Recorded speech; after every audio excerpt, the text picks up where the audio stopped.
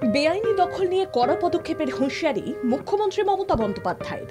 বৃহস্পতিবার নবান্নে প্রশাসনিক বৈঠক থেকে কড়া বার্তা দিলেন মমতা বন্দ্যোপাধ্যায়। এই নিয়ে রেয়াত করা হবে না প্রশাসনের শীর্ষ কর্তাদেরও। এদিন মমতা বন্দ্যোপাধ্যায় বলেন, যারা আগে বসে পড়েছে তাদের কথা আলাদা, কিন্তু নতুন করে যারা জায়গা দখল করে বসছে তাদেরকে কোনোভাবেই বরদাস্ত করা হবে না। জুন মাসের মধ্যে কড়া আইনি পদক্ষেপ করতে হবে। জবরদখল রোধে যদি জেলা শাসক, পুলিশ বা বিডিও ব্যর্থ হয় তাহলে তাদের বিরুদ্ধেও ব্যবস্থা নেওয়া হবে। পুলিশ বা প্রশাসনের যদি কেউ জড়িত থাকে তাহলে তাদের বিরুদ্ধেও ব্যবস্থা নেওয়া হবে।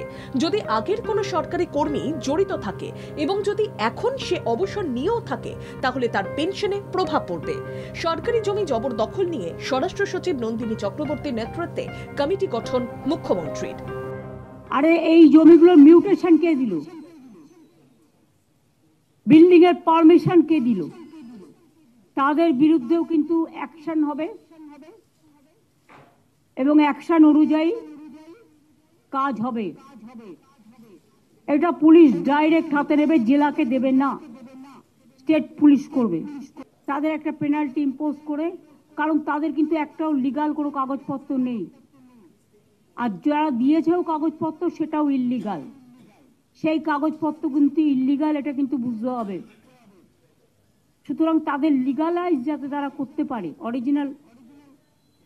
অরিজিনাল যেটা, আমরা ওদের প্রতি সিম্প্যাথেটিক, কিন্তু যারা এটা নিয়ে ব্যবসা করে খেয়েছে তাদের প্রতি আমরা সিম্প্যাথেটিক নই।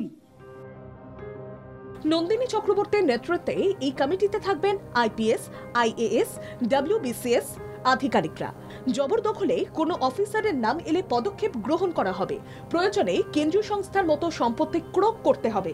এমনকি সেই অফিসারের পেনশনেও প্রভাব পড়বে বলে জানান প্রশাসনিক প্রধান। পুর ও নগর উন্নয়ন দফতর, পঞ্চায়েত ও সেচ দফতরের জমি জবরদখলেও কড়া ব্যবস্থা নেওয়া হবে, জানিয়েছেন রাজ্যের মুখ্যমন্ত্রী। ক্যামেরায় সুপ্রতীক সাহুয়ের সঙ্গে জয় চক্রবর্তীর রিপোর্ট, বাংলা জাগো।